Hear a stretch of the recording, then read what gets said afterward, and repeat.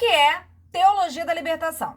Bora lá então, hein? O lançamento do livro Teologia da Libertação, Perspectivas, pelo sacerdote peruano Gustavo Gutierrez, é entendido aí como marco do surgimento da Teologia da Libertação. Esse livro foi lançado em 1971, mas o trabalho dessa corrente ideológica religiosa na sociedade começou anos antes, já no início da década de 60.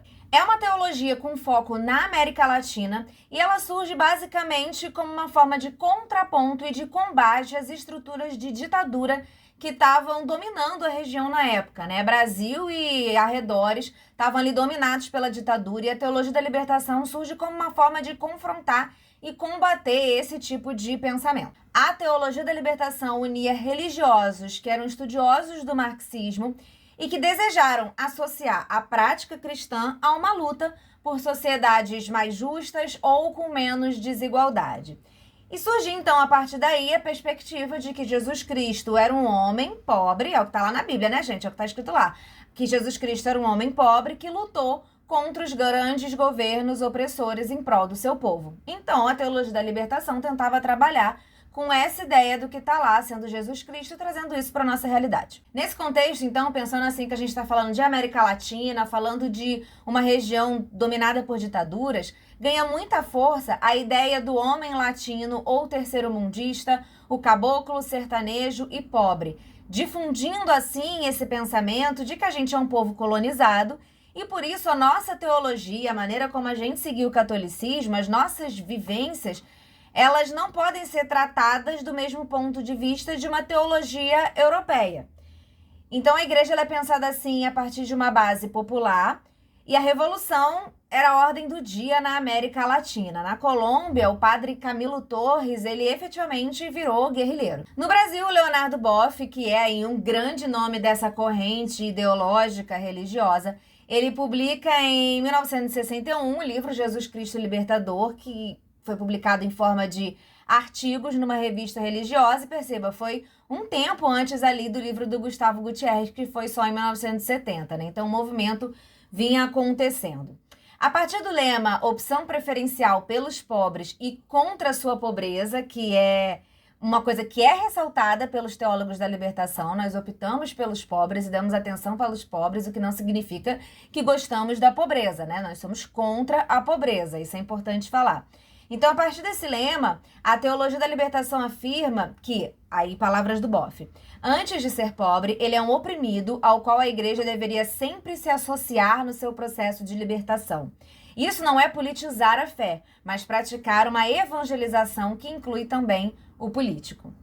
E aí a Teologia da Libertação, como eu falei, baseia-se no Jesus histórico, entendendo Jesus não só como uma figura espiritual de salvação, mas como alguém que viveu oprimido e morreu nas mãos do Estado. Ele foi assassinado pelas forças do Estado, né? Os poderosos da época. Isso faz com que muitas pessoas possam se sentir ali representadas também, né? Jesus Cristo estava realmente representando todos nós. Entender o contexto social e político em que Jesus viveu ajuda a entender melhor os seus atos, as suas falas, para além de uma leitura literal do texto bíblico, né? A gente lendo literalmente é uma coisa, quando a gente entende o contexto histórico e social que Jesus viveu, coisas vão sendo percebidas. Num texto de 2011, o Leonardo Boff explicou o motivo que ele acredita pelo qual a Teologia da Libertação e as suas ações recebem muitas críticas e muito ódio de frentes religiosas que são mais conservadoras, nos costumes mais liberais na economia, né?